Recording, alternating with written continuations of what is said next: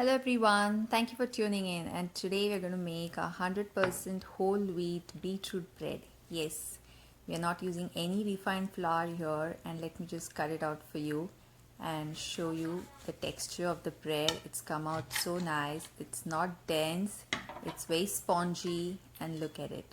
Wow. So let's get started.